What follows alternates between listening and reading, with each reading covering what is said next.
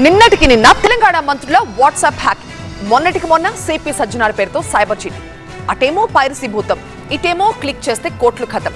అసలు ఈ మోసాల నుంచి ఎలా తప్పించుకోవాలి మనం? సైబర్ కేటుగాళ్ల కుతంత్రాలకి చెక్ పెట్టేందుకు అసలు ఏం చేస్తోంది అధికార యంత్రాంగం?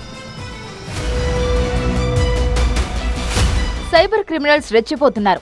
ఎంత జాగ్రత్త పడుతున్నా ప్రభుత్వ వెబ్సైట్లను సైతం హ్యాక్ చేస్తూ పోలీసులకే సవాలు విసురుతున్నారు. తెలంగాణలో కొందరు మంత్రుల వాట్సాప్ మీడియా గ్రూపులను సైతం హ్యాక్ చేశారు.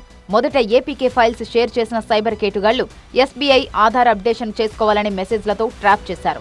తొలుత ఓ జర్నలిస్ట్ ఫోన్ హ్యాక్ చేసి అతని ఫోన్ నుంచి మంత్రుల అధికారిక గ్రూపులు, సీఎంఓ గ్రూప్, డిప్యూటీ సీఎం గ్రూప్లోకి చొరబడే ప్రయత్నం చేశారు హ్యాకర్లు.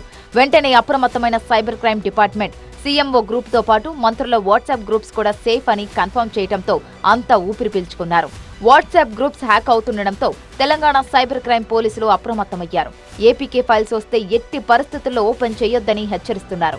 అనుమానాస్పద లింకులు క్లిక్ చేయొద్దని అప్రమత్తం చేస్తున్నారు. ఏపీకే ఫైల్స్ ఓపెన్ చేసిన వారి వివరాలన్నీ సైబర్ నేరగాళ్ల చేతికి చిక్కి బ్యాంకు ఖాతాలు ఖాళీ అయ్యే ప్రమాదం ఉందని హెచ్చరిస్తున్నారు. ఈ మధ్య హైదరాబాద్ సిపి సజ్జనార్ పేరును కూడా వాడేశారు కేటుగాళ్లు. ఆయన పేరుతో ఫేక్ ఫేస్బుక్ అకౌంట్స్ క్రియేట్ చేసి వాటి ద్వారా చీటింగ్ సందేశాలు పంపారు. నకిలీ ఖాతాల నుంచి ఎక్కువ మెసేజ్లు సజ్జనార్ స్నేహితులకు పంపారు. ఆపదలో ఉన్నాను, వెంటనే డబ్బులు పంపండి అంటూ తన పేరుతో మెసేజ్లు చేసినట్లు స్వయంగా సజ్జనారే వెల్లడించారు. ఇలాంటి మోసాల పట్ల అప్రమత్తంగా ఉండాలంటూ పలు సూచనలు చేశారు. అంతేకాదు, మొన్నీ మధ్య తెలంగాణ రాష్ట్ర హైకోర్టు వెబ్సైట్ కూడా హ్యాక్ కి గురైంది. కోర్టు ఆర్డర్ కాపీలు డౌన్లోడ్ చేస్తుండగా సడన్ గా గేమింగ్ సైట్ ఓపెన్ కావడంతో సైబర్ టీం వెంటనే అలర్ట్ అయింది. అదంతా ఓ ఎత్తు అయితే, ఈ మధ్య తెగ వినిపిస్తున్న ఐబొమ్మ కథ మరో ఎత్తు. సినిమాలను పైరసీ చేసి సైట్స్ లోకి వదలడంతో పాటు సినీ ప్రియులను టార్గెట్ చేస్తున్నారు కంత్రిగాళ్లు. ఐబొమ్మ నిర్వాహకుడు రవి అరెస్టై జైల్లో ఊచలు లెక్క పెడుతుంటే ఐబొమ్మ పేరుతో డజన్ల కొద్ది సైట్లను పుట్టిస్తున్నారు. ఫ్రీగా సినిమా చూడాలన్న ఉత్సాహంతో ఉన్నవాళ్లను నిండా ముంచేస్తున్నారు. ఐబొమ్మ సైట్ అని క్లిక్ చేశారో మీ బ్యాంక్ అకౌంట్ ఖాళీ అయినట్లే.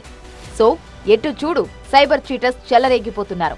దొంగలైతే మెయిన్ డోర్ నుంచి వస్తారనో, కిటికీలోంచి చొరబడతారనో ఓ అంచనా అన్న ఉంటుంది. కానీ సైబర్ చోర్స్ ఎప్పుడు ఎలా అటాక్ చేస్తారో తెలియట్లేదు. కాబట్టి మనం నిత్యం జాగ్రత్తగా ఉండాల్సిందే.